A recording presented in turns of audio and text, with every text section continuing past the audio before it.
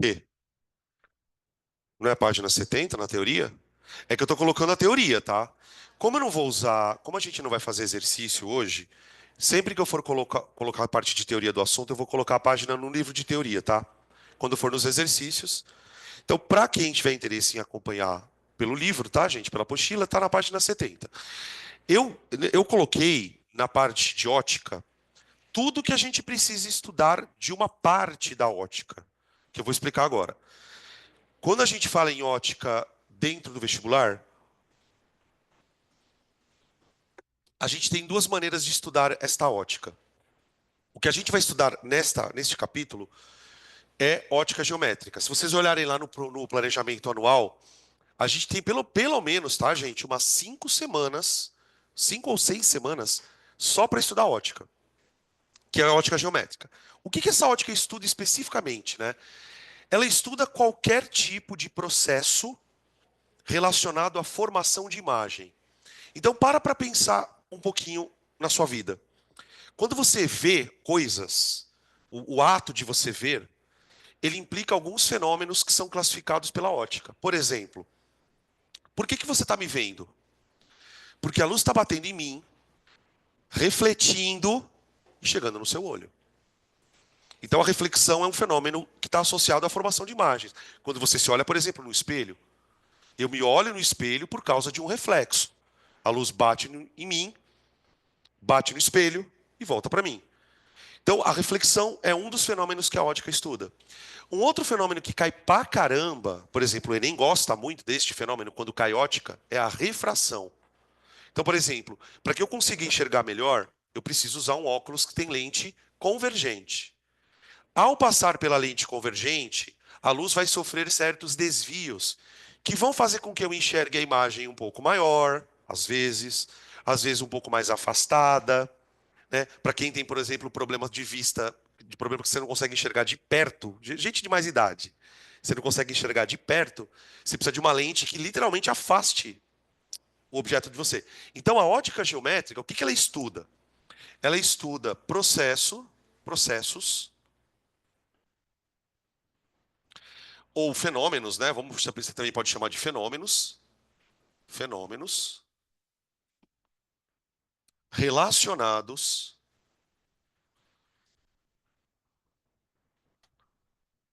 à formação de imagens,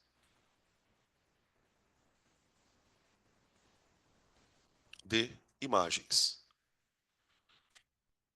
tá? Tanto por reflexão como por refração. São basicamente os dois processos que fazem com que a gente enxergue coisas. Tudo que você enxerga envolve ou processo de reflexão ou processo de refração. Qual é o roteiro, né, do estudo da ótica?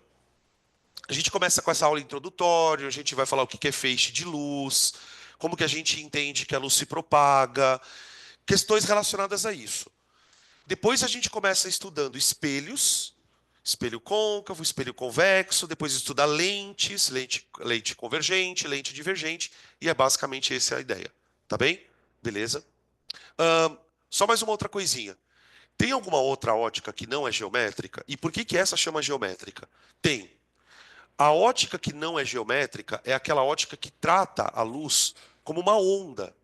Então ela vai estudar outras coisas que uma onda pode sofrer. Por exemplo, não sei se vocês lembram disso, tem um fenômeno que as ondas sofrem chamado efeito Doppler. O efeito Doppler, ele é muito mais, quando a gente estuda, normalmente a gente sempre estuda isso pensando no som, mas a luz ela pode sofrer um Doppler também. Então, eu vou estudar dentro dessa ótica só coisas que envolvam imagem. E por que geométrica? Você quer entender ótica de espelho, quer entender ótica de lente? Aprende a desenhar triângulo. Aprende a desenhar raio, usa reguinha. Quanto mais você desenhar dentro do processo de ótica, mais você vai entender, tá? É muito comum a gente ver, por exemplo, aluno falando assim: nossa, professor, puta, ótica tem muita coisa para decorar.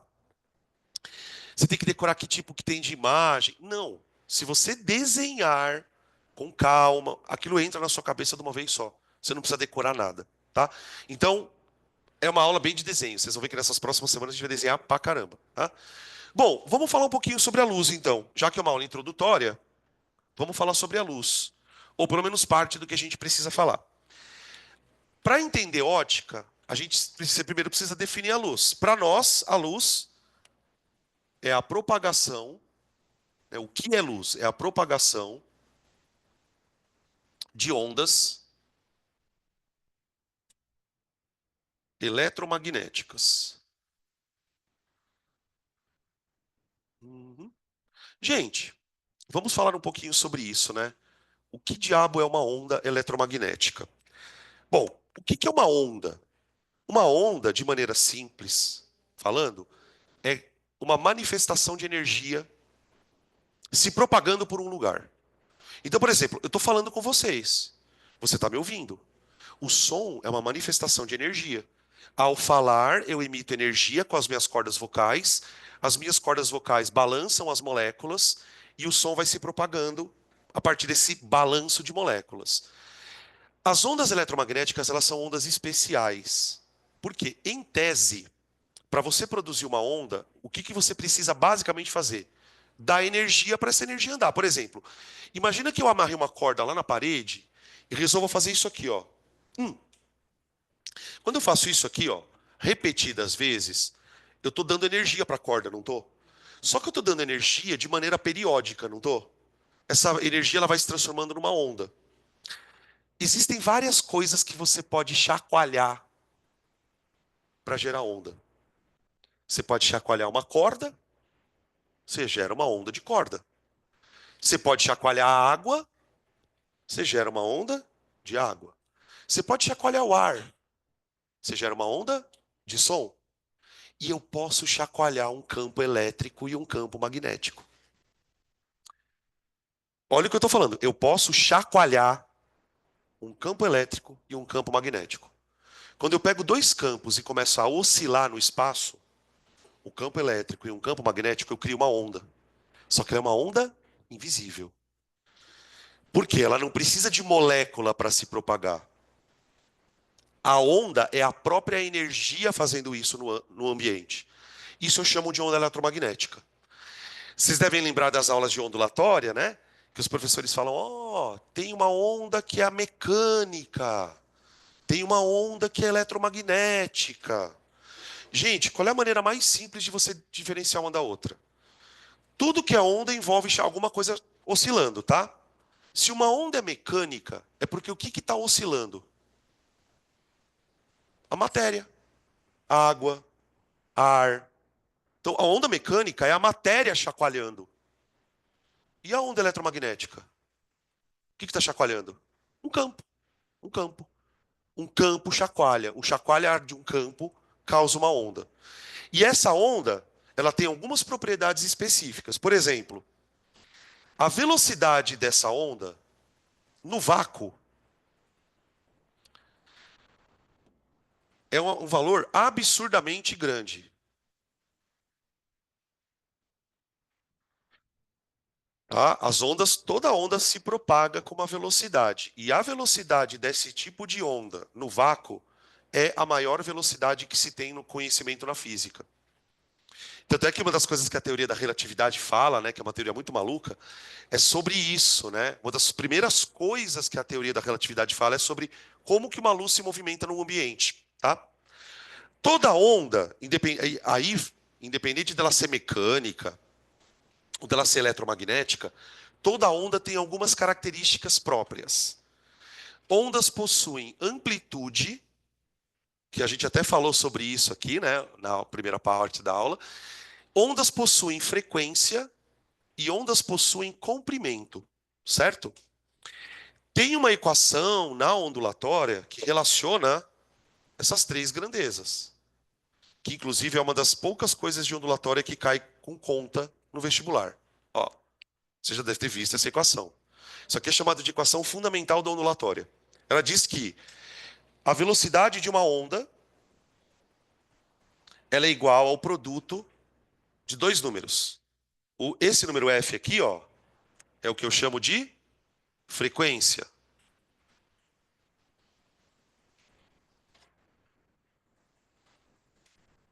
E essa letra grega aqui, eu não sei se vocês conhecem, é a letra lambda.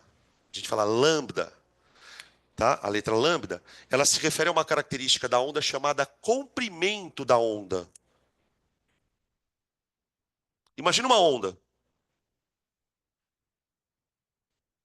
né? A gente costuma representar ondas assim, né? Ó.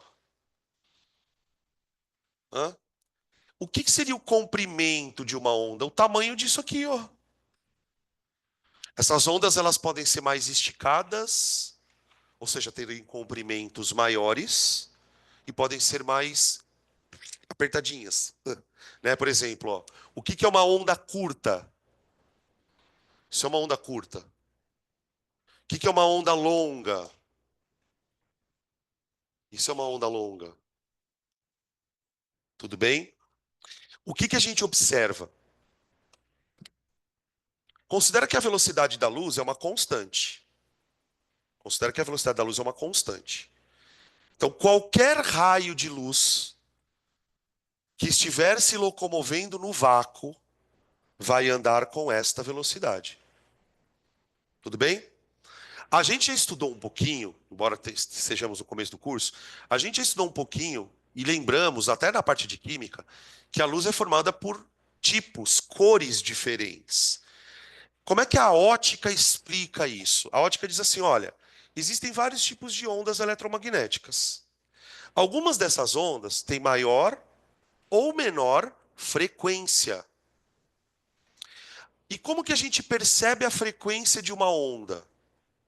Os nossos olhos são detectores de ondas. Quando você está enxergando uma coisa, pessoal, o que você está fazendo é capturando ondas. Ondas. De que cor? Azul, amarelo, vermelho, verde, laranja, violeta. Todas as cores do espectro contínuo. E essas cores elas se diferenciam pela própria frequência. Então a gente tem assim, ó, o espectro eletromagnético, esse termo aqui, ó, espectro eletromagnético, ele é o nome que a gente dá na física para todo tipo de onda que você tem no universo. Tá? O universo, gente, o que mais tem no universo é onda andando para lá e para cá. Onda de luz, onda de rádio, um monte de coisa. E esse conjunto de ondas é chamado de espectro eletromagnético. A gente pode pegar o espectro de todas as ondas do universo e dividir em três blocos. A gente tem um bloco de ondas bem pequenininho, chamado espectro visível.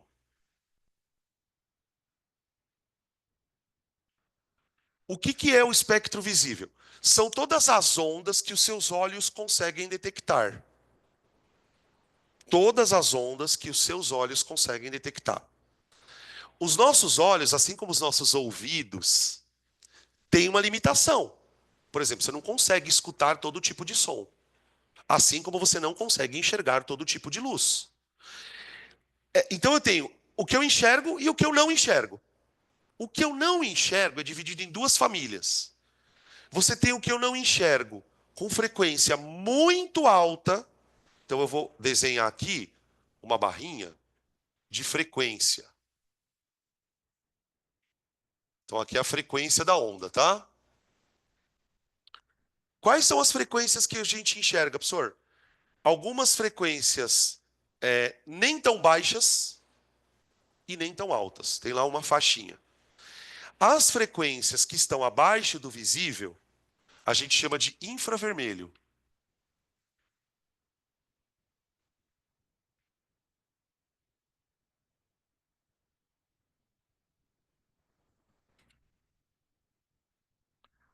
Infravermelho.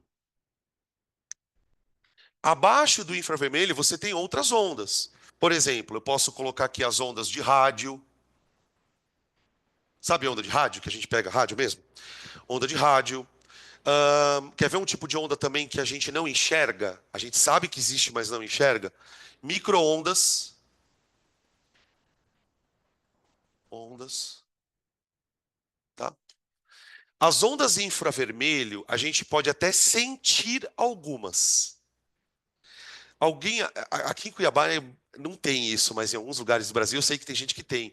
Sabe lugares que às vezes é muito frio, principalmente no sul do Brasil, que a pessoa tem aquecedor em casa? Já viram como que funciona um aquecedor? Você liga o bagulho na tomada, ele fica vermelho, incandescente e começa a emitir calor. Existem ondas que eu não enxergo, mas eu sinto. As ondas de calor.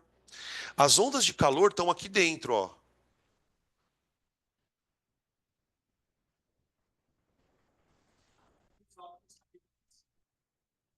Sim, sim. Qualquer dispositivo de visão noturna capta isso. Ah, a gente não precisa ir muito longe, não. Vocês já fizeram a brincadeirinha com a luz do controle? É. Depois faz uma experiência na sua casa. Sabe esses controle de ar-condicionado, controle de data show? Tá vendo que aqui tem um pininho aqui, ó? Quando eu aperto aqui, você não vai enxergar nada. Só que se você botar a tela do celular e apertar, vai aparecer uma luz aqui. Quer ver? Deixa eu ver se eu consigo fazer com esse.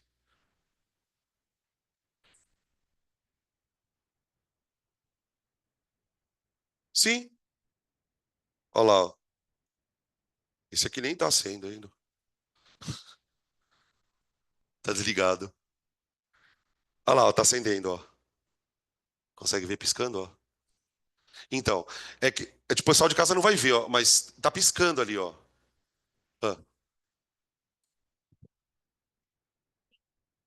Isso, ficam. Não, mas aquilo ali é outra coisa. Aquilo é a frequência da imagem que a tela pega. O que eu quero dizer é o seguinte: tem onda que eu não enxergo, mas eu sinto. As ondas de infravermelho, gente, elas são assim, são ondas de calor. Onda de calor. Os controles remotos, eles se comunicam com a televisão com ondas desse tipo. Ah, não era pra ligar, desculpa.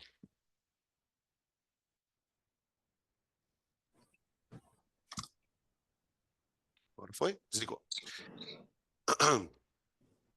Acima do infravermelho, você tem as visíveis. E aí, dentro das visíveis, a gente precisa. Aqui é chato, mas tem que decorar, gente. Você tem que lembrar da sequência de cores a partir da frequência, tá?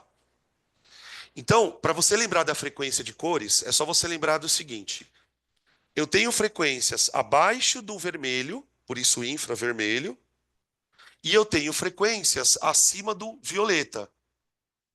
Então aqui eu tenho ultravioleta. Então, o espectro visível, ele podia ser organizado assim, ó. Ó,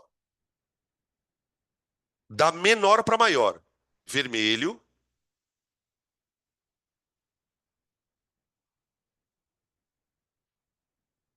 até violeta, ó. Vamos fazer juntos, que daí que se você não sabe isso, agora você vai ficar sabendo. Ó, a cor de menor frequência que você consegue enxergar é o vermelho. Se uma onda tiver frequência abaixo do vermelho, eu já não enxergo mais. Tudo bem? Qual é a última cor que eu enxergo no espectro? O violeta. Se uma onda tiver uma frequência acima do violeta, eu já não enxergo mais. Qualquer onda que tenha frequência entre a do vermelho e a do violeta são ondas que eu enxergo. Nessa sequência, eu tenho o laranja, o amarelo, o verde,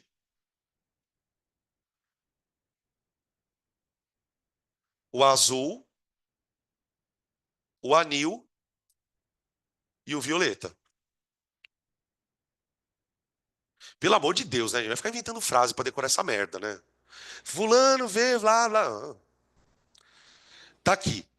E o que que essas cores têm de diferentes? A frequência e, consequentemente, a energia. As ondas que estão próximas ao violeta têm frequências maiores. Frequência crescente. E ó, vamos juntar aqui com a química. Lembra que na aula de hoje a gente usou essa expressão aqui, ó? Da equação do Planck?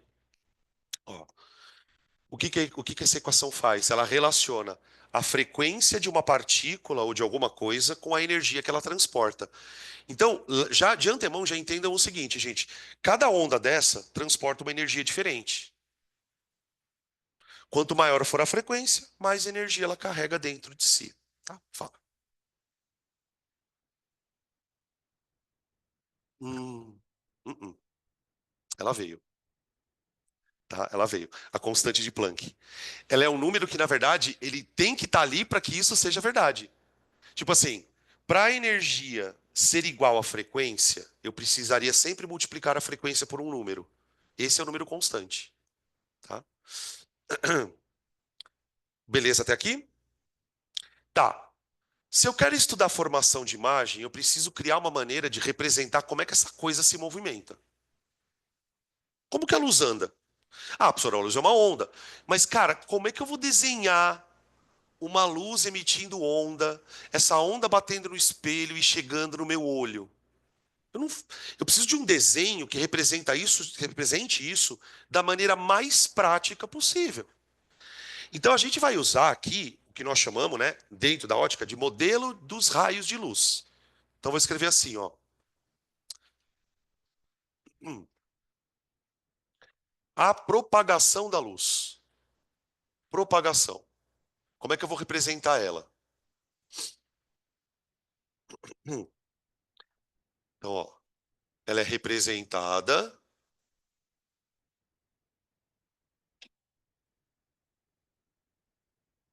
pelo modelo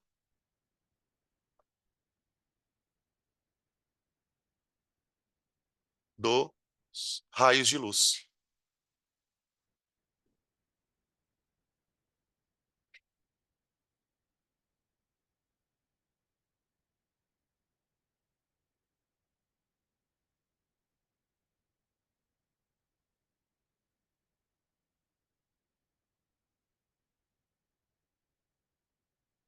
Gente, não existe raio de luz. Alguém está vendo algum raio aqui? Raio para mim é descarga elétrica, que emite luz também, né? Mas eu preciso de alguma coisa material para imaginar a luz andando. Então a coisa material mais simples é pensar num raio. E o que diabo é um raio? É um segmento de reta mostrando o caminho da luz. Simples. Então imaginem o seguinte: eu tenho aqui uma fonte luminosa, uma lanterna, um farol, uma televisão, o que quer que seja. E aqui eu tenho um observador. Gente, o que que é um observador? É quem recebe a onda. Entendem? Então, acostumem-se com esses termos que pode parecer meio bobeira, né? Eu tenho uma fonte de luz que seria o emissor da onda, a lâmpada, o sol, e eu tenho o observador, que é quem recebe a onda. Para a onda ir de um lugar a outro, ela vai andar. E eu vou representar ela andando por um raio. E o que que é um raio? É um segmento de reta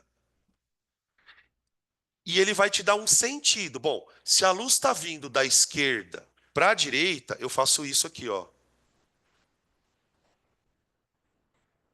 Ó, tudo bem? Simples assim. Então, essa setinha indica de onde o raio vem, para onde o raio vai. Ô, gente, uma coisa importante: para a luz sair da fonte e ir para o observador, existe aqui um meio, não existe? Existe um meio. Quais são as características desse meio? Bom, se esse meio for homogêneo, por exemplo, eu vou considerar que o vidro é homogêneo. Então, a luz andando no vidro é a luz andando no meio homogêneo. Ou, por exemplo, imagina que você está dentro de. Você tá na beira de uma piscina e você vê lá dentro um objeto. Então, a luz andou pela água, que eu vou considerar um meio homogêneo, até chegar no seu olho. Quando a luz está andando nesses meios homogêneos, ela anda sempre com velocidade constante.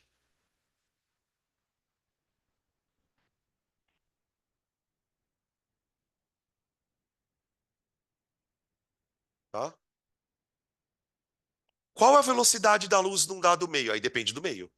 Aquela velocidade que eu coloquei para vocês no começo da aula, gente, é no vácuo, tá? Inclusive, vamos ver se vocês lembram disso. Qual é o nome da grandeza ótica utilizada para medir a velocidade da luz num dado meio?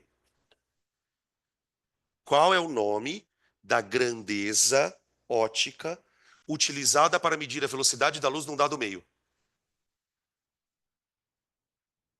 Vocês sabem, procura que você sabe. Tem uma coisa que você calcula para saber se a luz é mais rápida ou mais lenta. O que que eu calculo? Índice de refração. O índice de refração é que vai dizer para a gente qual que é a velocidade da luz num dado meio, tá? Então, quando a gente estuda a refração, a gente fala sobre isso, sobre essa mudança de meio, tá? Outra coisa, gente, esse meio, ele pode ser de três tipos. Ele pode ser um meio transparente,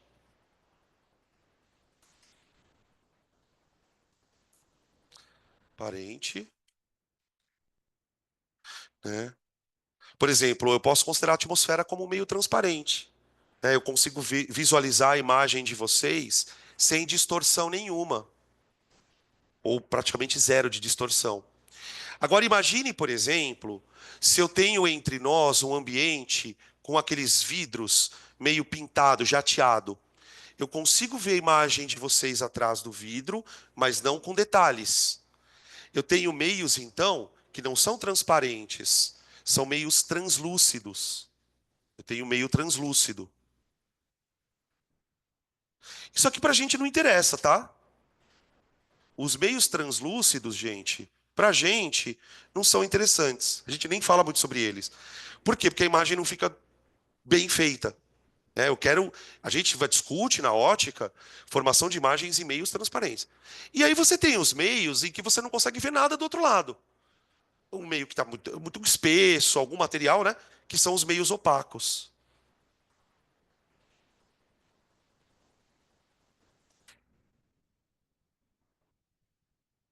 Tá? Beleza? Só para a gente ficar um pouco atento também sobre essa questão. Ahn, fontes de luz.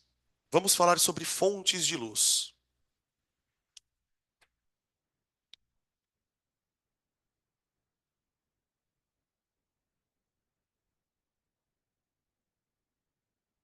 O que que emite luz? Bom, para a gente, estudando ótica, a gente vai. Tudo que você enxerga é resultado da luz que está chegando nos seus olhos. Isso é fato.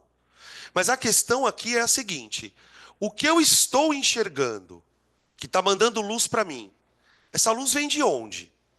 Ela pode ser produzida pelo próprio objeto.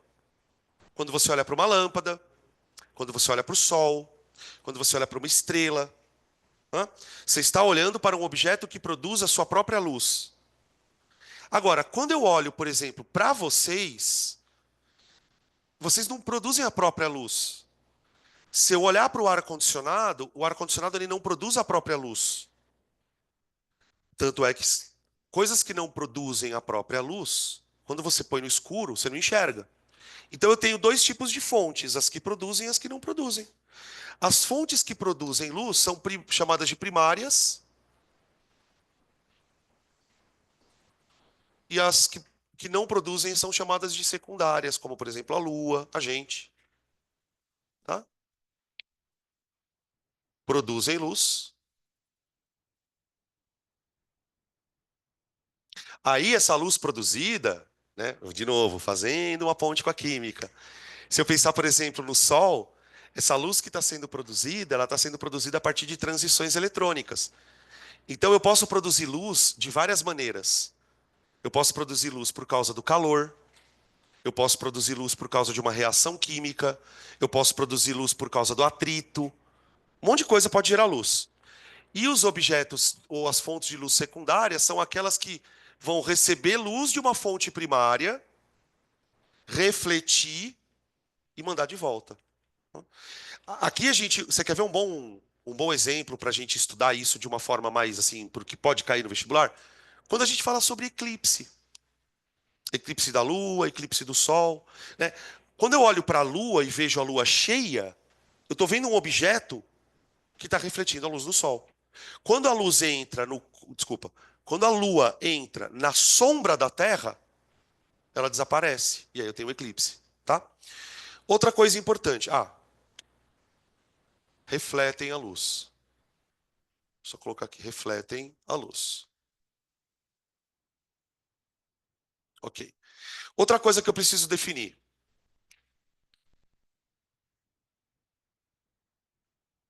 Peixe é com X ou CH? X? A gente vai precisar, ao longo do estudo da ótica, criar alguns dispositivos para conseguir desenhar certas coisas. Por exemplo, a gente vai precisar desenhar imagens no espelho, que é um dos assuntos que a gente estuda. E para conseguirmos fazer esses desenhos, muitas vezes vai ser importante a gente considerar que a luz ela não anda a partir de um raio só. Nós vamos ter que representar vários raios de luz. Dois, três, quatro, por conta do comportamento das coisas. Então, a gente vai criar aqui um outro conceito para nos ajudar a desenhar, que é o conceito de feixe de luz. O que é um feixe de luz? Nada mais do que um conjunto de raios. Simples. Feixes de luz são conjuntos de raios.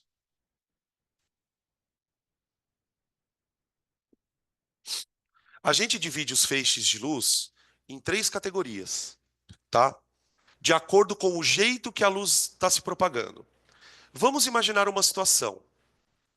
Imagina que você está numa sala escura, completamente escura, só que na sua frente, alguns metros na sua frente, tem uma vela. Uma vela. Você está relativamente longe da vela. De tal maneira que quando você olha para a vela, você vê um pontinho lá no fundo, lá na frente. E esse pontinho, ele emite luz para todas as direções. Então imagina o seguinte, a vela, ou a chama da vela, é uma fonte primária. Uma fonte primária. E ela é muito pequenininha. Se eu imaginar essa fonte primária muito pequenininha emitindo luz, como é que eu representaria esses raios? Eu faria alguma coisa desse tipo, ó.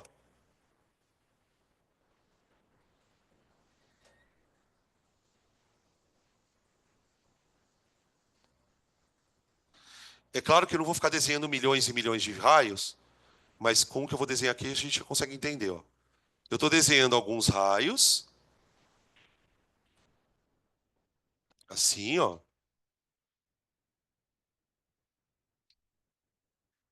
Não ficou tão bom o desenho, mas tudo bem. Ó, a fonte luminosa, gente, ela está aqui no meio, ó. Ela está aqui no meio, ó. Aquela chama da vela.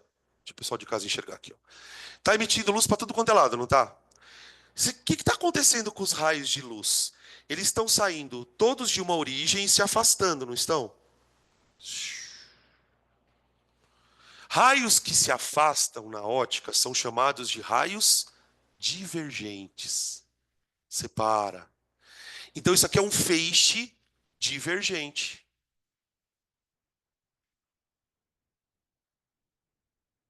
Ô, gente, pelo amor de Deus,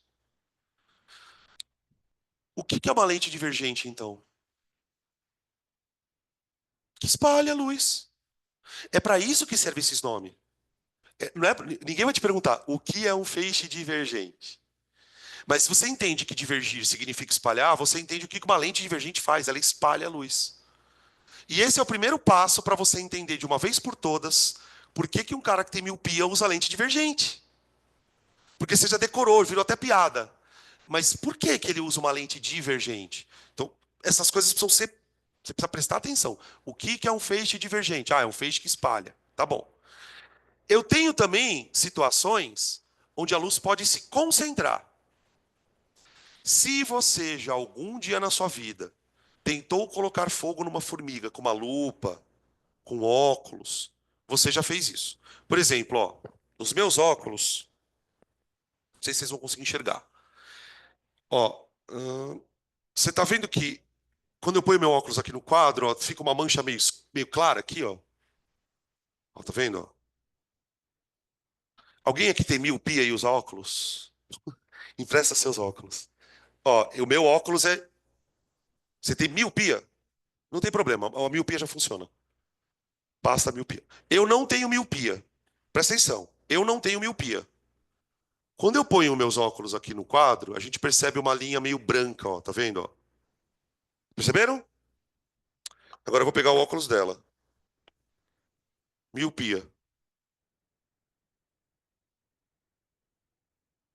Ó, tá vendo que não aparece aquela linha branca? Por que que isso acontece? Uma perguntinha boba. Por que que isso acontece? Porque é o seguinte, os meus óculos são diferentes dela. No óculos dela, que ela tem miopia, quando a luz está vindo aqui da lâmpada, e aqui está o óculos faz isso com a luz, ó, espalha ela, divergente. O meu óculos não. Os meus óculos, quando a luz entra, a minha lente, ela concentra os raios numa certa posição, ó. Essa faixa aqui clara, ó, ela está mostrando claramente que está batendo mais luz aqui do que aqui. Sim ou não? Você lembra aquilo que você estuda no cursinho chamado penumbra? Penumbra é isso aqui, ó. De uma certa forma, provavelmente, o que está acontecendo com a luz na hora que ela passou pelos meus óculos? O óculos, de alguma maneira, fez a luz bater num lugar só. Ou seja, ele convergiu a luz. Então, eu tenho feixes convergentes. Quer ver um exemplo? Ó, imagina a luz vindo assim, ó. Ó, ó. Tá vendo isso aqui? Imagina a luz vindo assim. Bonitinha, os rainhos lá. Aí, eu vou meter uma lente aqui, ó.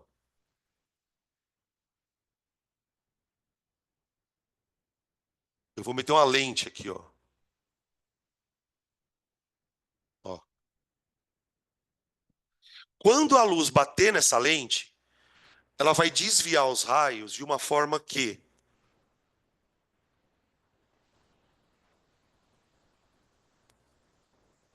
os raios vão fazer isso aqui, ó.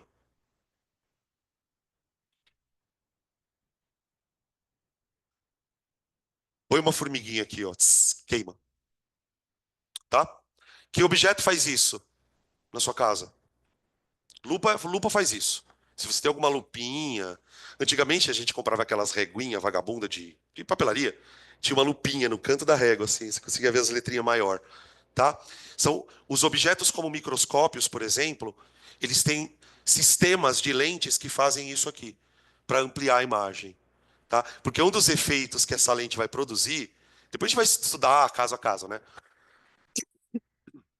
Quer ver uma coisa? Que bizarro? Olha para o meu olho.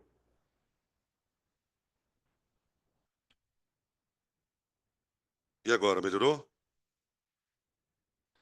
Olha o tamanho do olho. Não? É, você tá rindo porque olha o tamanho da tua cabeça, parece uma moranga. Ó, é brincadeira, tá, mano? O que você tá olhando? Tua cabeça parece uma moranga. Ô, gente, isso é um efeito de aumento, não é? É um efeito de aumento. E isso acontece normalmente com lentes convergentes. Por exemplo, se eu pegar um óculos de um míope e olhar, a imagem fica assim, fica pequena. É esquisito, tá? Então isso aqui é um feixe convergente. Oi? Então, o que que acontece? Tem alguns espelhos que produzem efeitos parecidos. Tem espelho que produz efeito de aumentar o tamanho do seu rosto, por exemplo, aqueles espelhos de maquiagem na ótica. Então, esses espelhos, eles têm um formato de concha, côncavo. E tem os outros espelhos que diminuem a imagem, que é o convexo, tá? A gente, quando você estuda ótica de verdade, sério, você vai perceber que é tudo a mesma coisa sempre. Se você aprende espelho, você aprende lente do mesmo jeito, tá? E aí eu tenho um terceiro tipo de feixe. Quer ver um exemplo? Raio laser. Quando você liga um daqueles raios lasers que a gente usa para apontar coisas, os raios de luz, eles vão caminhar todos paralelos. O laser, ele não faz isso, ele não aproxima nem afasta os raios. Ele só faz os raios caminharem assim, ó.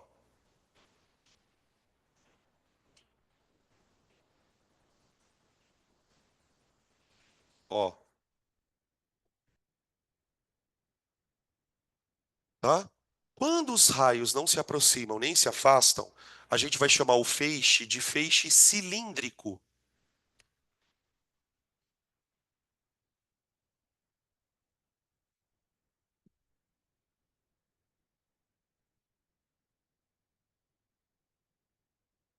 Aí.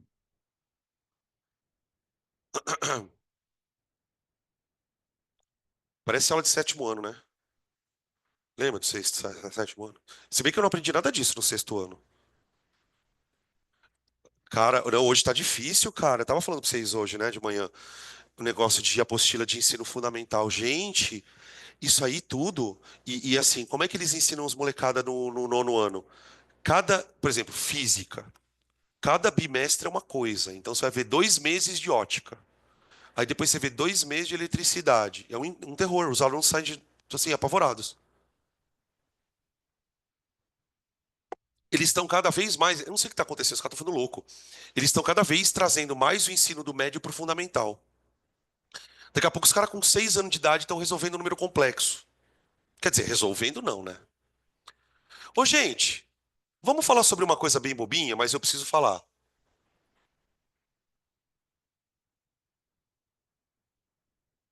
Por que que as coisas têm cor? Quer dizer, tirando eu, né, no caso. Não, até eu tenho uma certa cor, vai. Um tom de rosa, né? Eu tô um pouquinho mais rosa. Por que que as coisas têm cor, gente? Só que, meu, explica que nem adulto, caralho. Não vai começar a explicar que nem criança. Vamos lá. Então, por que eu falei isso, né? A luz bate no corpo. E aí, o que acontece quando a luz bate no corpo? Hã? Não, gente, eu só fiz eu não tô pronto pra dar uma lacrada. Eu só fiz Tipo, quando a gente faz é que a gente não escutou. A luz vai no corpo, ela reflete. Como assim reflete? Me explica melhor isso. O que eu quero dizer é o seguinte, tá? Reflete significa bate e volta. Mas é toda a luz que bate e volta? Por exemplo, a minha camiseta é azul. Ok. Se ela é azul, por que que ela é azul se eu estou recebendo luz branca? Ela absorve o quê? Então, quando você joga a luz num corpo, é que eu estou querendo puxar vocês para uma coisa, mas eu não estou sendo muito claro. Explica para mim por que que um corpo tem cor usando a primeira aula da manhã. Quando você dá energia para um átomo, o que que pode acontecer com essa energia? Ela pode ser absorvida por alguns elétrons que vão fazer o quê? Transições. Quando o elétron retornar para o seu nível de origem, o que que ele joga para fora? Essa é a luz refletida. Quando a física fala assim, se um corpo é azul, é porque ele reflete luz azul, o que que estamos querendo dizer do ponto de vista mais químico? Se um corpo é azul, é porque ele absorve algumas energias, mas ele reflete o azul. O que isso quer dizer? Os elétrons estão fazendo transições eletrônicas lá dentro e estão liberando luz na forma de que cor? Na forma do azul. Então, porque, gente, para você ter cor, você precisa pigmentar um corpo. Para você pigmentar um corpo, você precisa de uma substância química. Então, a cor que vocês estão enxergando aqui é a cor de uma substância química que está sendo excitada pela luz. Então, vamos trazer isso para a física, né?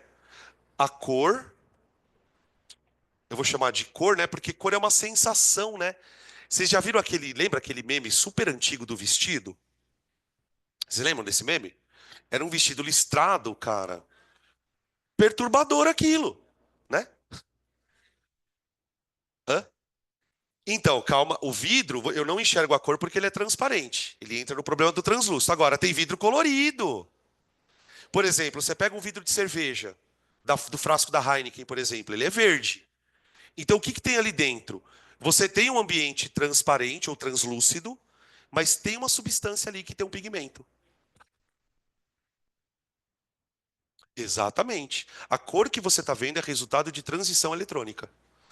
E eu vou até um pouco mais longe, tá? Tem vidro que você só não enxerga a cor dele, mas, por exemplo, ele pode sofrer transições eletrônicas no infravermelho, no ultravioleta, que o nosso olho não enxerga. Mas pode sim. Oi.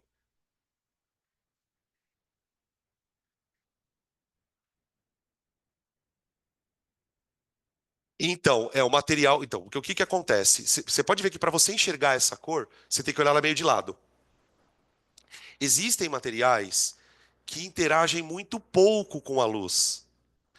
Então, por exemplo, tem alguns tipos de vidro que tem substâncias dentro, tipo vidro que naturalmente bloqueia raio ultravioleta. Ele naturalmente tem algumas substâncias nele que interagem com a luz, mas não tanto. Então, que foi a mesma pergunta que o Pedro fez: ah, mas e se o vidro for colorido? É a mesma coisa. A luz entra, uma parte dela vai embora, passa, e uma pequena parte é usada pelos elétrons para fazer a transição eletrônica. Tanto é que, por exemplo, quando os caras querem colorir vidro, sabe, por exemplo, o vitral de igreja, que é super bonito, aquele vidro colorido, como que os caras colorem o vidro? Eles põem cobalto, manganês, cobre, que vai dando cor. Você vai misturando algumas substâncias que vai tingindo literalmente aquela coisa, tá? Oi.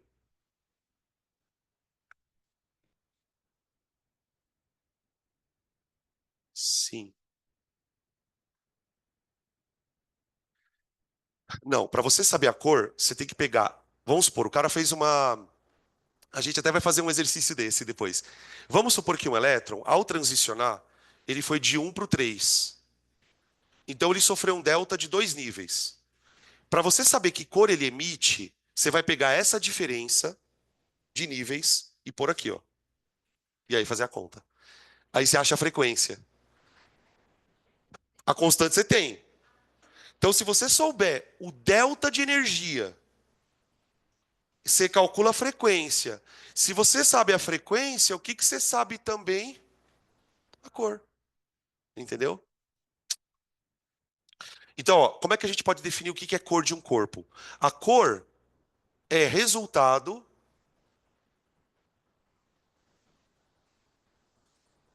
da luz refletida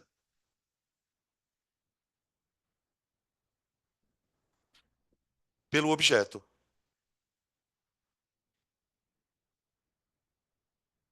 E a gente, eu não vou escrever isso, mas eu quero só que deixar registrado nos autos. A cor é resultado da luz refletida pelo objeto. E essa luz refletida pelo objeto é resultado da sua composição química. Por isso que as coisas têm cor, tá? Beleza. Ahn, então, se eu sou azul, é porque eu absorvo as cores exceto azul, ok? Se eu sou verde, é porque eu absorvo as cores menos o verde, tá? Então, ó, eu tenho uma luz branca, tá? Imagina que aqui eu tenho um objeto. Qual é a forma mais segura para você descobrir a cor de um objeto, né? Iluminá-lo com a luz branca. Porque quando eu ilumino um objeto com a luz branca, eu estou iluminando o objeto com todas as cores que eu tenho disponíveis. Só que elas estão concentradas ali. Aí o que acontece? A luz branca vem, uma parte dela é refletida. Só que é a luz refletida.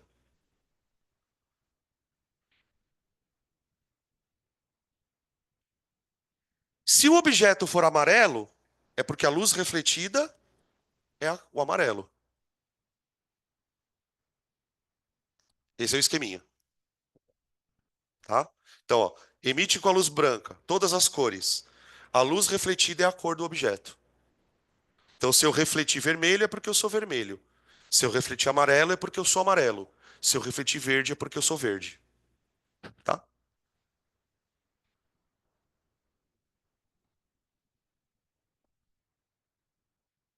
Isso é uma coisa muito curiosa.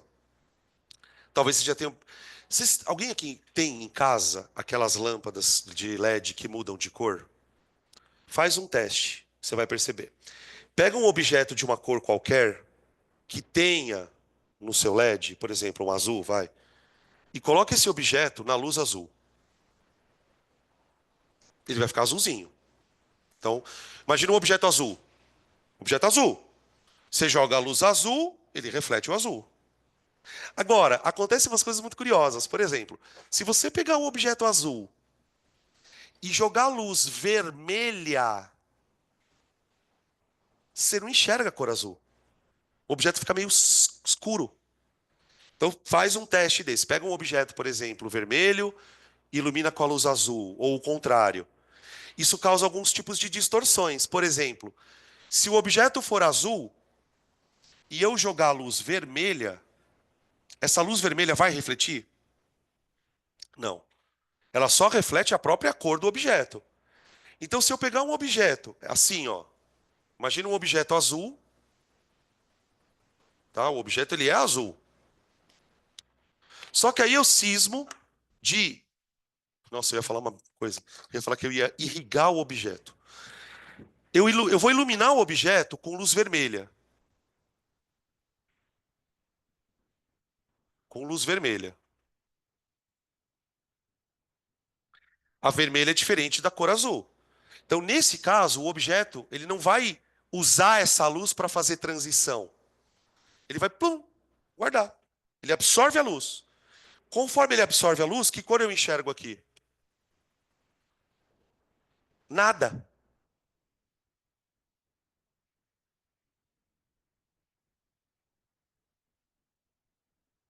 Mas, professor, eu aprendi na aula de educação artística. Vocês estão de brincadeira com a minha cara, né? Eu aprendi na aula de educação artística, professor, que se eu misturar vermelho com azul dá roxo. Mas quem falou que eu estou misturando tinta? Isso aqui não é aula de educação. Tem alguma aquarela aqui? Cuidado com esta percepção. Nós não estamos misturando pigmentos.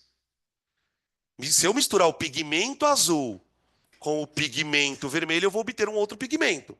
A questão aqui é a seguinte: por que que se eu iluminar um objeto com luz azul, eu não enxergo ele azul? Porque ele só consegue refletir cores do azul. O que que o vermelho tem de diferente do azul?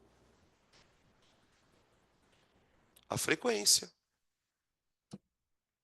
Então, se você joga uma luz cuja frequência não é a do corpo, ele não bate e reflete.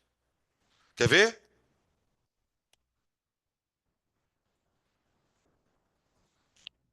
Vamos ver se isso fica mais claro.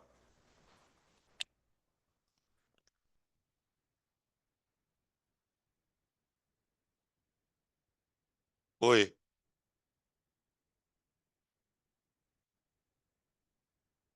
Eu não sei por que, mas ali tem mais coisa, tá? Não tem a ver só com a cor. Eu não sei exatamente te explicar como que funciona o óculos 3D, mas não é só a cor. Tem uma coisa de polarização da luz também, tá? Mas de fato você tem razão, né? Vocês já repararam aqueles óculos 3D? Então, aqueles de vagabundo, né? Aqueles de óculos de banca de jornal, né?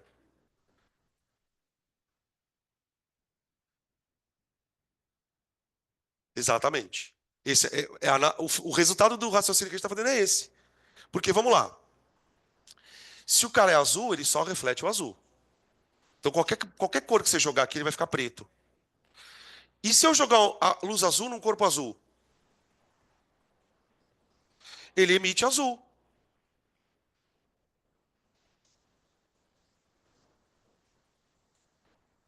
tá? Ou seja, no limite, eu tenho. Quais são os dois limites extremos para esse comportamento?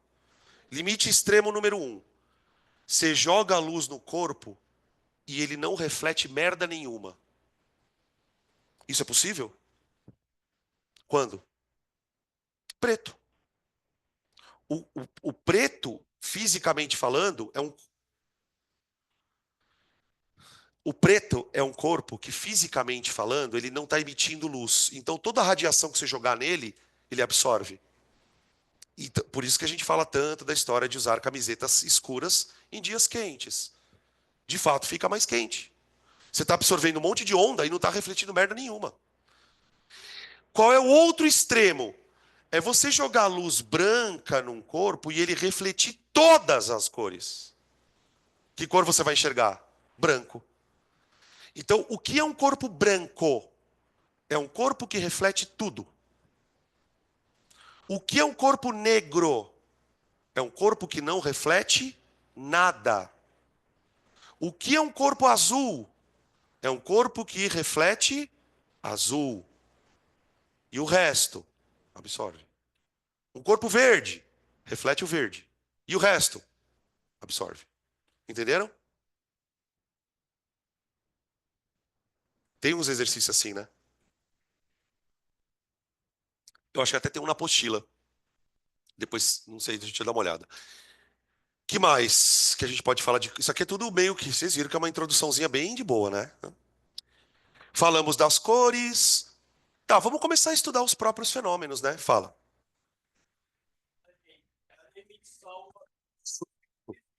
Não, ela emite outras coisas também.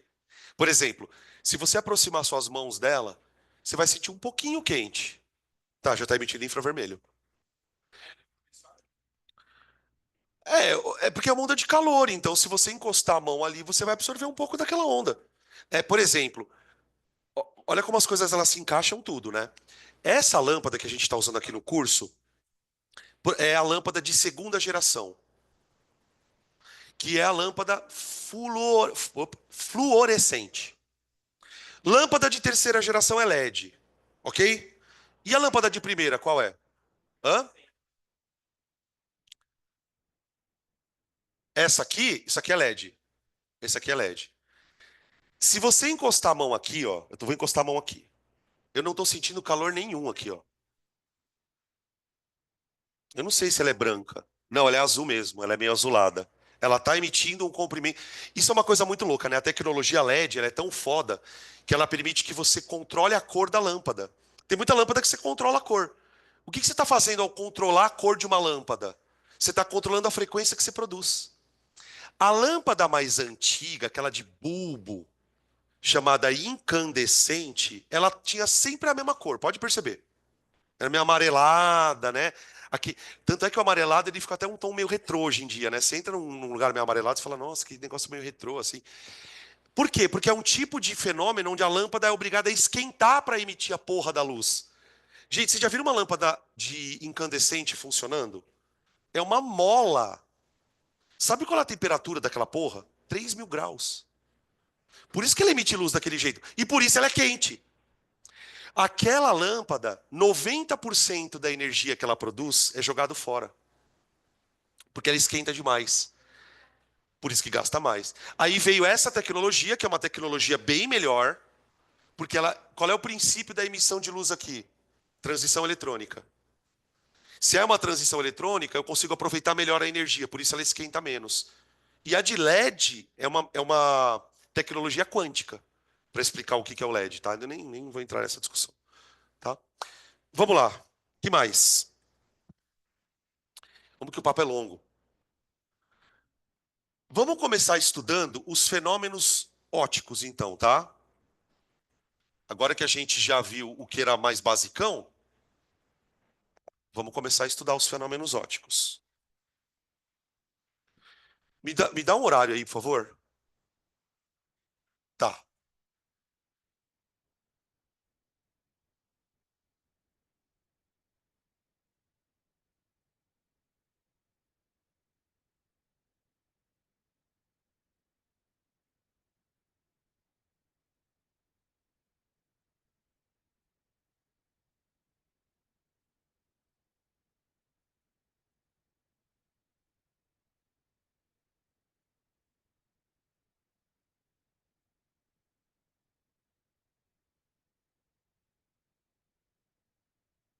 então vamos, gente. Sombra e penumbra. Dos temas de ótica, honestamente falando, esse é o que menos cai. Talvez porque seja um tema relativamente fácil, não dá para criar questões muito diferentes sobre sombra, penumbra. Então vamos lá. O que é uma sombra? O que é uma penumbra? De maneira geral, o que acontece? Imagina que você tem uma fonte luminosa e um observador, ok? Só que imagina que entre a fonte e o observador exista um tipo de anteparo, algum objeto. A luz, ao navegar, ao se propagar, ela vai encontrar esse objeto na frente. E esse objeto vai fazer com que uma parte de trás dele fique iluminada e uma outra parte não iluminada. Olha o cara tentando explicar para vocês o que é uma sombra, né, gente? Mas é basicamente essa a ideia. Eu posso representar isso.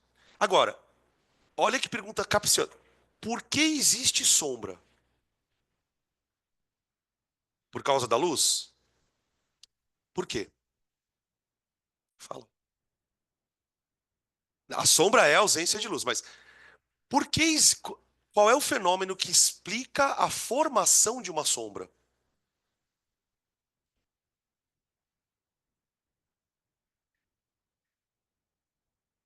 Melhorou, mas tem uma outra coisa ainda. É verdade, você precisa de um meio opaco que de alguma maneira bloqueie a luz. Gente, sabe qual é? Eu falei que essa pergunta era meio besta. Só existe sombra porque a luz anda em linha reta. Para pra pensar. Caralho, porque ó, minha mão tá aqui. Se a luz conseguisse fazer curva, você concorda que eu conseguiria iluminar aqui atrás da minha mão? Som faz curva? Som faz. Ó, vocês estão vendo a minha boca mexer? Vocês estão vendo a minha boca mexer? Não. Vocês estão me ouvindo? Então o som faz curva. A luz não faz. Se a luz fizesse curva, você conseguiria ver minha boca. Ó, porque a luz ia sair daqui e ia fazer isso. Ou, vocês já pararam para pensar nisso? Não, né? Óbvio que não. Vocês ainda estão normais, e tal. Ó, é verdade, ó. A luz, ela não faz curva. Por isso que você não me ver aqui atrás, ó. Então, o fato da luz caminhar em linha reta é provado pela existência de sombras. Tá. Que tipo de coisa eu preciso saber sobre sombra? Geralmente, quando cai problema de sombra, o cara vai pedir pra você calcular o tamanho da porra da sombra. É, porque, ó, imagina você andando no sol. Você concorda que dependendo do horário do dia, tua sombra tá de um tamanho diferente? Por exemplo, quando você vai meio-dia, você olha pra tua sombra, ela tá bem no teu cu, ali embaixo, no meio dos teus pés. O sol tá bem aqui no meio. Aí quando vai entardecendo, a sombra não vai caindo para um lado? Pode perceber que o lado que a sombra cai é o lado oposto que o sol tá. Então, por exemplo, ó, imagina que minha mão aqui é o sol. Se o sol começa a fazer isso aqui, ó, a sombra começa a fazer isso, não é? Ó? Pro outro lado. E o contrário também é verdade, ó, que é o sol e aqui é a sombra. Se o sol começa a fazer isso aqui, ó, a sombra começa a fazer isso. Então, dependendo de onde você posiciona a fonte e o obstáculo, o tamanho da sombra fica menor ou maior. Então, geralmente, eu preciso aprender a desenhar uma sombra e calcular uma sombra. Ponto. É o que a gente vai fazer agora, tá? Então vamos lá. Sombras. Cálculo do comprimento da sombra, o cálculo do tamanho. Professor, tem fórmula para isso? Tem. Só que eu não vou fazer você decorar a fórmula. Amanhã você esqueceu. Você precisa saber chegar naquilo. Então vamos criar uma situação. A situação é a seguinte, ó. Eu tenho aqui um pontinho, tá bom? Esse ponto é a minha fonte de luz, tá? Eu vou colocar aqui na frente desse ponto um objeto. Geralmente na ótica a gente vai representar o objeto pela letra O. Eu vou representar o objeto pela letra O minúscula. Ô, gente, essas letras eu vou carregar elas até o final da ótica. Então, toda vez que você vir essa letrinha O minusculinha, é um objeto. Aqui vai estar a fonte luminosa. Para eu enxergar a sombra, o que que eu tenho que fazer? Eu vou colocar aqui atrás um anteparo. Uma parede, uma tela, alguma coisa. Ok? Então vamos lá.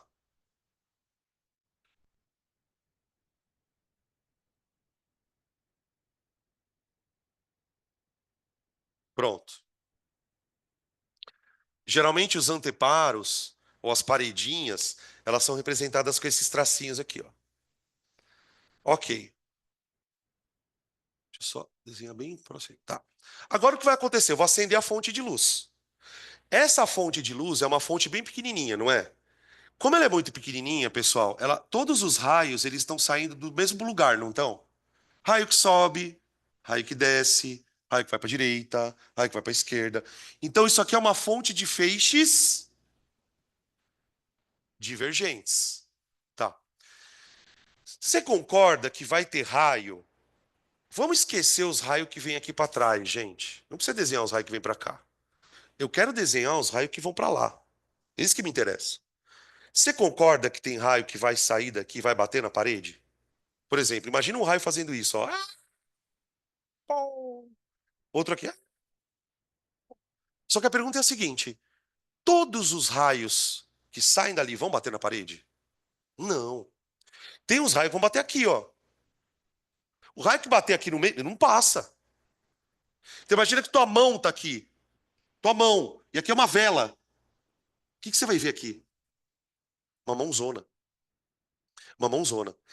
Tá, mas professor, como é que eu vou desenhar esta sombra? Simples. Você vai desenhar dois raios limite. O que que são dois raios limites? Veja. Você concorda que tem um raio que vai passar raspando aqui, mas ele vai conseguir passar? Qualquer raio que esteja para cima dele já não passa mais, concorda? Então aqui tem um raio limite. Desenha ele. Faz assim, ó.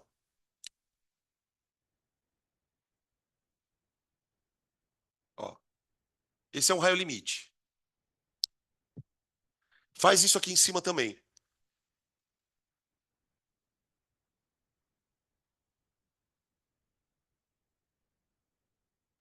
Agora olha para cá um pouquinho.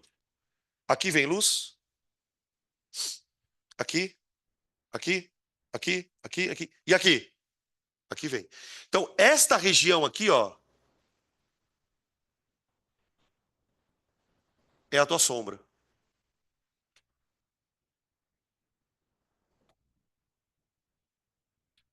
Sara.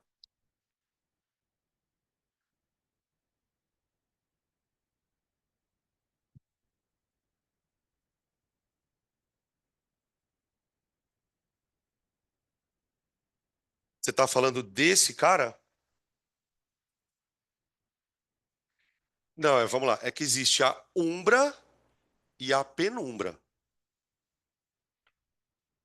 Por exemplo, aqui dá para perceber claramente, ó. Tá vendo que tem um monte de sombra? Meio pequenininha? Umas sombrinhas. Pode fazer com a sua própria mão que você vai perceber. Se você faz isso aqui com a sua própria mão na mesa, não fica uma sombra nítida. Para você conseguir ficar uma sombra nítida, eu tenho que apagar a luz e botar uma vela na frente. Quer ver uma coisa? Não sei se eu vou conseguir fazer. É que acho que o pessoal de casa não vai enxergar. E isso é uma sombra nítida. Isso é uma sombra nítida. Mas por que que essa sombra fica absolutamente nítida? Porque a luz está vindo de um pontinho. Agora, isso aqui é outra parada. Quando eu colocar uma lâmpada aqui, essa lâmpada vai começar a fazer efeitos onde eu vou ter sombra e quase sombra. Porque, tipo, o que que é uma penumbra? É uma quase sombra. Tá? O nome correto de sombra é umbra. Umbra. Então você tem a umbra e a penumbra. A penumbra é a sombra em volta da sombra, que é uma sombra meio deformadinha, tá? Então, até foi bom você ter feito essa pergunta, Sara, pelo seguinte: esse objeto aqui, ó, ele é uma fonte de luz pontiforme.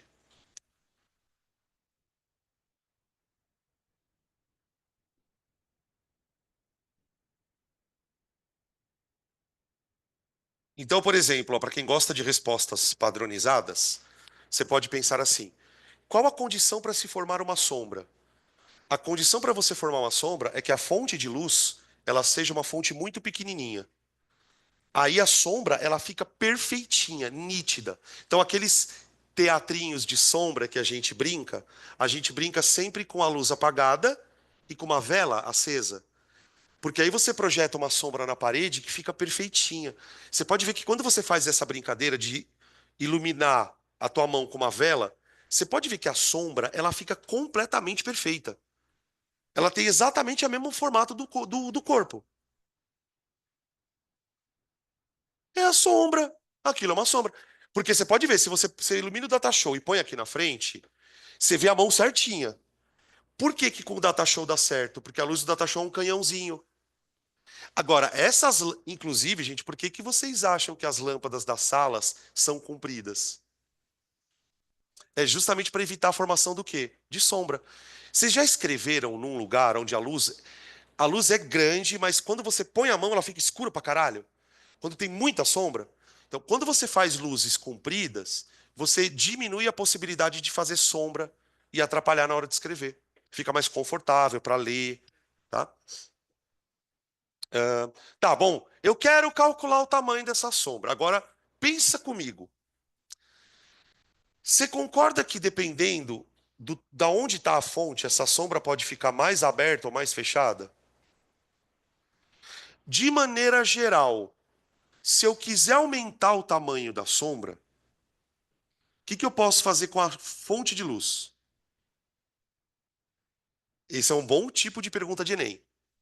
Eu quero aumentar a sombra. Eu tenho que andar para a direita ou para a esquerda? Para a direita. Sabe por quê? Vamos lá. Para você desenhar essa sombra, você não teve que traçar dois raios aqui, ó. Se eu aproximar isso do objeto, você concorda que para desenhar eu vou ter que levantar mais os raios? A sombra aumenta. Se eu aproximar a fonte do objeto, a sombra aumenta. Agora, se eu trouxer a fonte para cá, o que que acontece com esse cone? Ele não fica menor?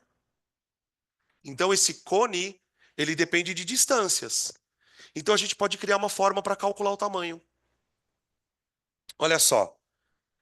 Vamos chamar o tamanho da sombra de I. I, professor? É, I. Depois esse I vai virar imagem lá na frente, tá? Aqui ele é uma sombra, tá bom? Tá, aí eu tenho uma distância do objeto até a parede. Vamos chamar essa distância de X. X.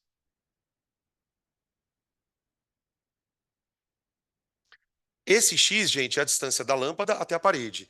Que vai variar, eu posso andar para a direita, eu posso andar para a esquerda, vai variar. Só que acontece o seguinte, quando eu ando com esse X, não é só a distância dele com a parede que varia, é a distância dele com o anteparo também. Então, essa distância eu vou chamar de Y. Y. Então, ó, vê, eu tenho quatro informações aqui. Eu tenho o tamanho do objeto, que eu chamei de O. O objeto eu chamei de O. Vou colocar esse O aqui do lado, ó. Tá bom, gente? Para ficar mais organizado. Então, O é o tamanho da minha mão. I é o tamanho da minha sombra. X é a distância da lâmpada até a parede. Y é a distância da lâmpada até o objeto. Ok? Eu vou criar uma fórmula matemática para relacionar essas quatro letras. Aí o cara pode te perguntar o que ele quiser. Foda-se. Ele quer perguntar o X, o Y, o I, o O. Só que para isso você vai usar sua matemática. Na matemática existe uma coisa que vocês estudam pra cacete, lá na parte de geometria, chamada semelhança de triângulos. Existem várias maneiras de eu explicar para você o que são triângulos semelhantes. Mas a maneira mais simples é pensar o seguinte: dois triângulos são semelhantes quando existe uma proporcionalidade entre os seus lados. Por exemplo, vamos pegar um triângulo, todo mundo aqui conhece, vai, pelo amor de Deus. O triângulo 3, 4, 5. O que esse triângulo tem de especial? Tá, mas o que significa dizer que ele é um triângulo pitagórico? Não existe triângulo pitagórico. Existe um triângulo que obedece à relação de Pitágoras. Mas o que isso quer dizer na prática? Que ele é retângulo. Todo triângulo cujo lado ao quadrado é a soma dos quadrados dos outros dois é um triângulo retângulo. Agora, deixa eu fazer uma pergunta para vocês. Esse é o único triângulo retângulo que existe na face da Terra? Não. Eu não poderia ter um triângulo assim, ó. 18, 30 e 20. Não. 24. Posso? Ele é retângulo? Vocês repararam? Se você fizer Pitágoras, vai dar retângulo, não vai? Vocês repararam que o 30 é 6 vezes o 5, o 18 é 6 vezes o 3 e o 24 é 6 vezes o 4? Então, o que eu posso dizer? Que esses lados são proporcionais a esses daqui. Qual é a proporcionalidade entre os triângulos? 6, 1 para 6. Eles são, então, o quê? Semelhantes. Dois triângulos são... Se dois triângulos são semelhantes, existe uma proporção entre os lados, não existe? Tá, vamos cá então. Dá uma olhada, acompanha com a minha mão o que eu vou fazer agora. Ó. Tá vendo esse triângulo pequenininho aqui, ó? Esse triângulo pequenininho, ele é semelhante ao triângulo grandão. Tudo bem? Ah, professor, como é que você prova que dois triângulos são semelhantes? Cara, tem um monte de jeito de provar. Mas tem um jeito que eu gosto muito. Se você conseguir provar em dois triângulos que os ângulos deles são iguais, eles são semelhantes. Por exemplo, eu sei que esse triângulo é retângulo, não sei?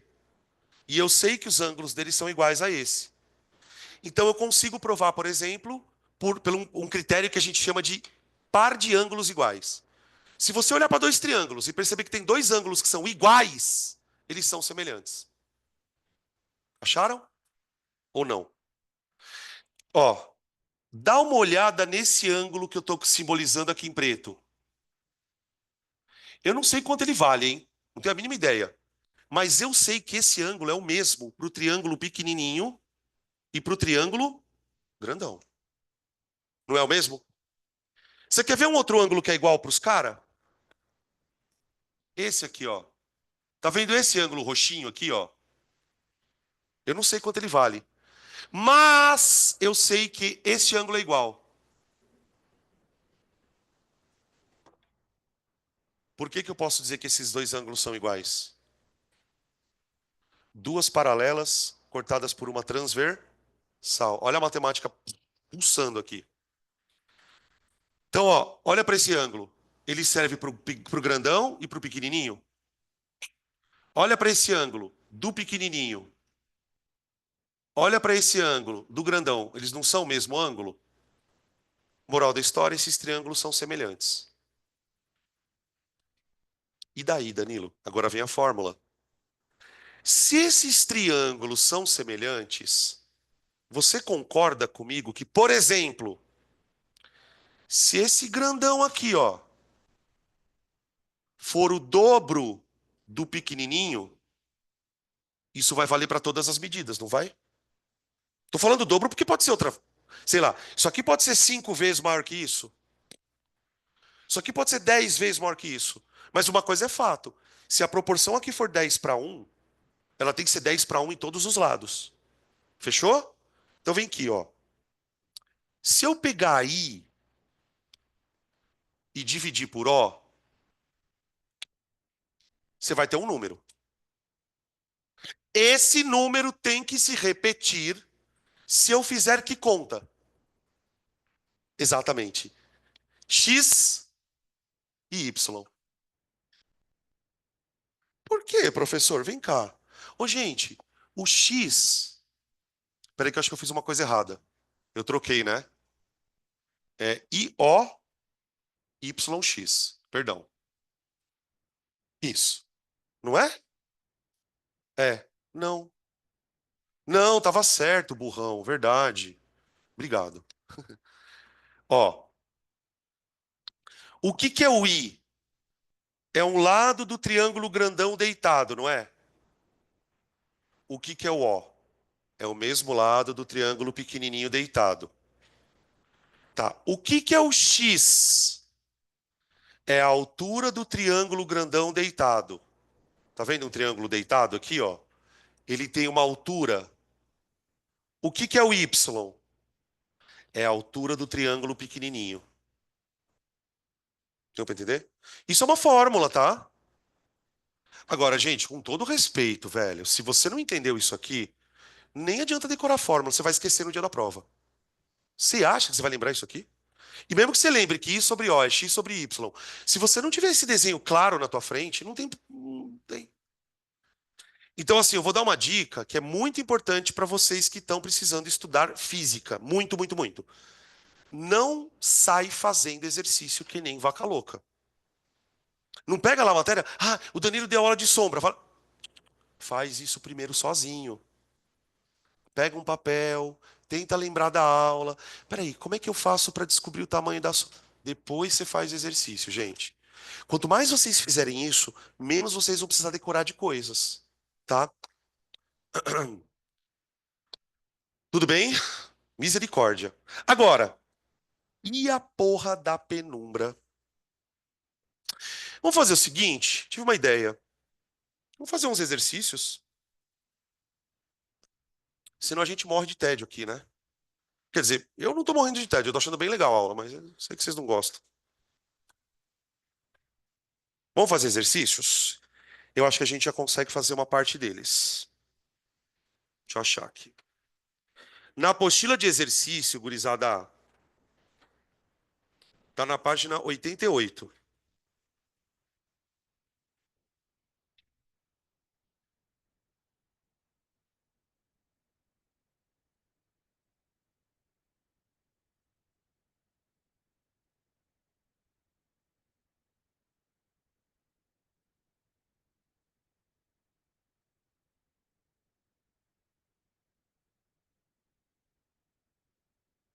Página 88.